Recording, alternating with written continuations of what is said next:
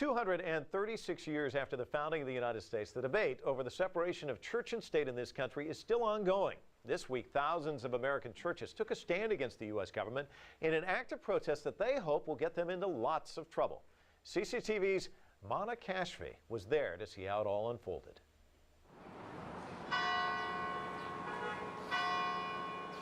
If the Lord be God, follow him. Clergy at more than 1,000 churches across the United States broke the law at their weekly sermons this week. 4 more years of Barack Obama will ensure an aggressive anti-Christian spirit that has currently grabbed hold of the administration and this country. Beware, my Christian friend, you should not vote for Barack Obama. And they're sending the evidence to the federal government with the hope that they'll end up in court. I mean, we literally are giving these elected officials authority over our lives. So we should have a voice as a Christian.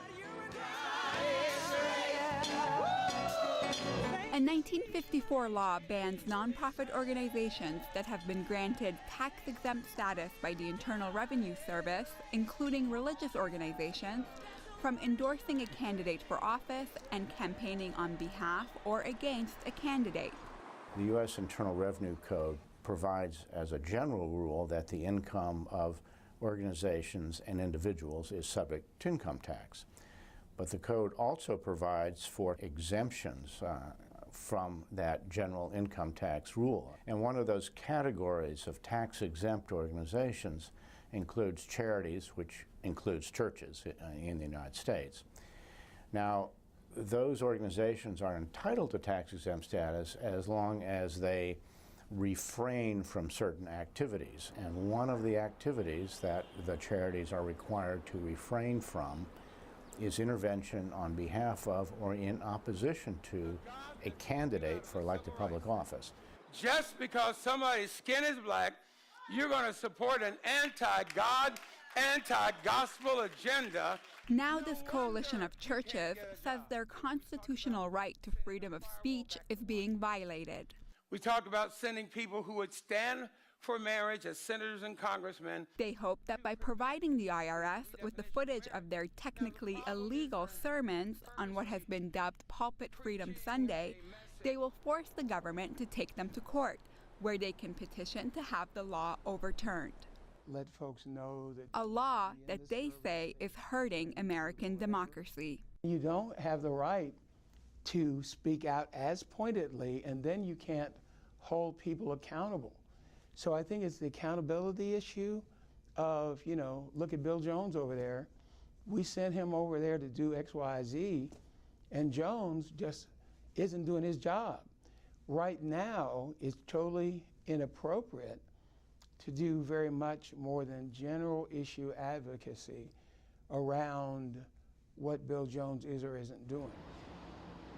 The U.S. Justice Department has taken up this issue in the past and decided that the tax exemption provisions of the United States tax code do not, in fact, impede freedom of speech. The issue has been considered by the courts of appeal in a couple of cases, and they have found the restriction to be constitutional on the grounds that the members of a church, the congregation in the church, can express their political views through other means.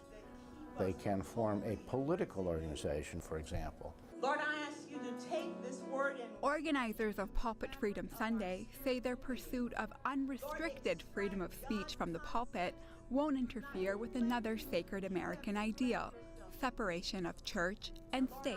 I think that goes away, and I think what you have is a truer reflection of representative democracy. And I think our Constitution talks about freedom of religion versus freedom from religion. Nearly 146 million Americans currently hold church membership. And according to an annual Gallup research poll, 40% of Americans attend worship services on a regular basis. That means that an endorsement made from the pulpit has the potential of reaching a much wider audience than most other forms of political advertising. Amen.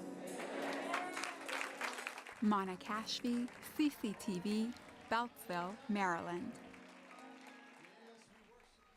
That's it for this edition of The Heat. We'd love to hear from you, so send us your questions, comments, and topics you'd like to see debated on our show to theheat@cctv-america.com. Again, that's theheat@cctv-america.com. And if you missed any of this week's show or to catch any of CCTV's programming online, you can now check us out on The Heat's YouTube channel. And remember, when the weekend rolls around again, don't forget to turn on The Heat. Until then, I'm Mike Walter in Washington, D.C. We'll see you next time.